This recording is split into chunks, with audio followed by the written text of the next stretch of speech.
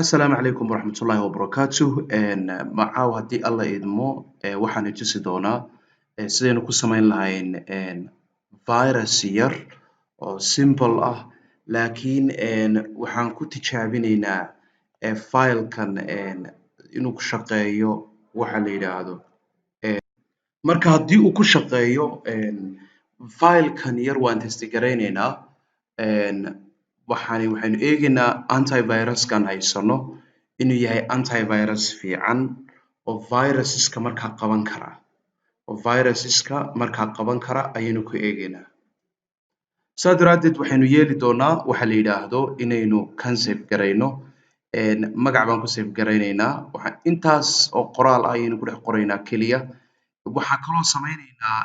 waxaan idiin soo dirayaa qaybtan koodhka yar ee qoraalka ah waxaad ku eegeysaan waxa la yidhaahdo meeshiina ayaad ku eegeysaan so intan haddaad rabto waxaa ku bedeli kartaa magacaaga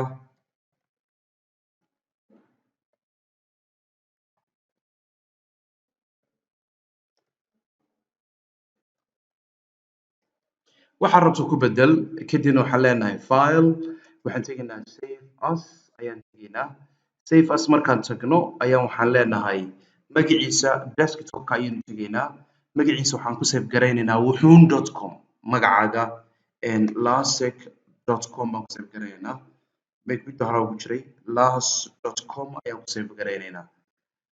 okay markaan las.com ku save garayno wataa las laakiin mar dhowba antiviruska ayaa markiiba la kacaya haddii marka antiviruskaga aad rabto inaad tijaabiso inuu shaqaynayo markiiba wuu la kacaya so antiviruska ayaan soo kicinayaa antiviruska markaan soo kicino automatically wuu ogaanayaa wuu la kacayaa markiiba notification ahaan okay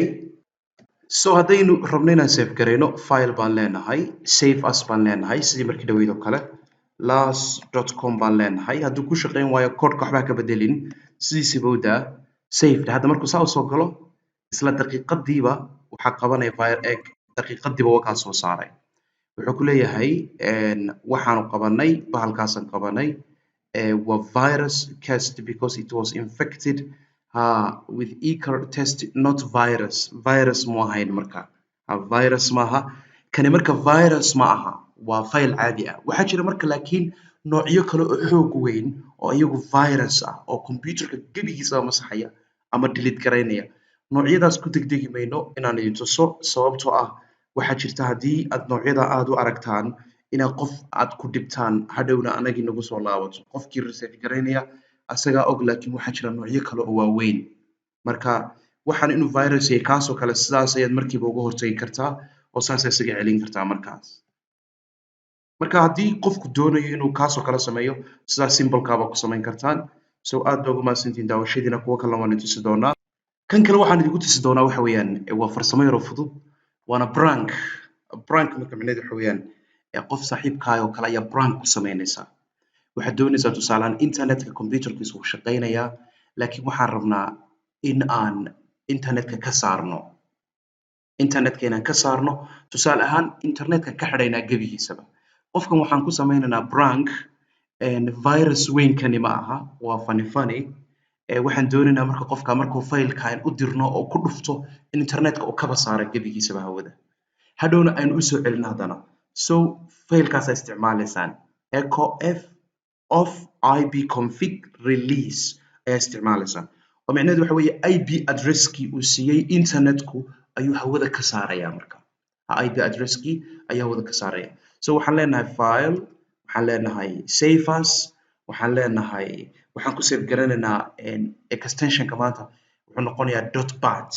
dot ayuu noqonayaa waxaan leenahay tusaale ahaan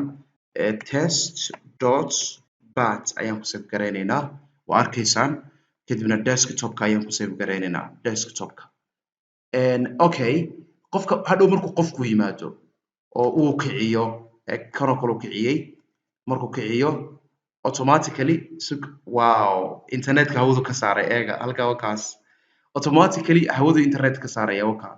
waa no internet so haddii aad rabto marka inaad u saxdo qofkii internetka aad tiraahdid virus baan kusoo diray wow waraa maxaa kicisa file virus buu ahaa kadibna dee wuxuu kaa saaray internetka hawada ka saaray wasaan u xalinayaa baa leedahay markiiba waxaad leedahay koodhkan yar baa haddana siinaysaa imaanaysaa meeshii ahayd release hadda xasuutaan meeshii ahayd release ayaa waxaa noogu qornayd release ayaa waxaan ka dhigaynaa renew kadibna waxaan leenahay file kadibna waxaan leenahay save okay double click baan siinaynaa okay internetkiisii buu ugu soo xidhayaa okay yes waka so kaas waxa weeye waa prank saaxiibkaay oo kale baad waxaad ku samaynaysaa prank hadhow tusaale ahaan dhaho internetka way iga saartay waxaanaad iga saartay kuwo kaloo prank ah baan i tusi doonaa iyagana oo koodh yar yar oo iska fududa so salaam calaykum